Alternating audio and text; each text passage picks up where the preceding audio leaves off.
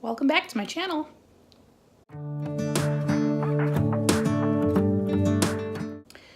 So today I'm going to be reorganizing our teak bench that sits in our west facing window, and it's right now the best spot for us to keep most of our succulents and cactus. So I'm going to go ahead and insert a picture or a clip, whatever I have, of what the teak bench used to look like, and then I'm gonna go ahead and show you guys how I'm going to set it up. And I don't really know how I'm gonna set it up, so come along this journey with me. So here's the bench now where it's mostly cleared. We just kind of keep our shoes and stuff underneath there. So far I just put my Burrows donkey tail there in the corner. I added this little, I don't know, it's like a basket in the corner here to kind of add some height, and used it for my watch chain plant that didn't have a saucer, again to add some height.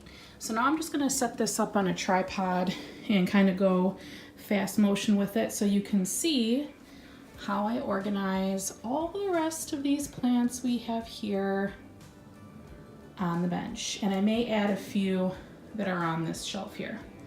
So let's just get on into it.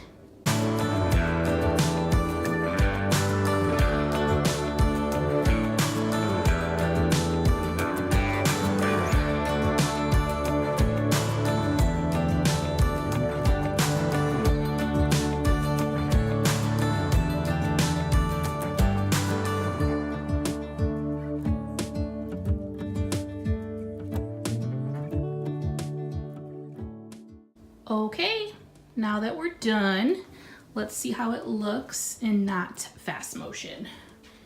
So we got them all grouped together pretty tightly. This is a bunch that's all planted together, which is growing pretty quickly. Might have to repot that soon. I like how it turned out.